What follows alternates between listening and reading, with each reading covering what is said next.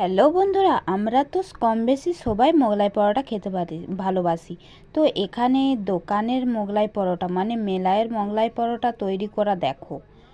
আর বাড়িতে মোগলাই পরোটা তৈরি করা তোমাদেরকে আজ আমি দেখাই কিভাবে বাড়িতে টেস্টি টেস্টি মোগলাই পরোটা তৈরি করি। চলো পুরো ভিডিওটা দেখতে থাকো। ভিডিওটা যদি ভালো লেগে থাকে তাহলে একটা লাইক, শেয়ার আর কমেন্ট করে দিয়ে জানাও।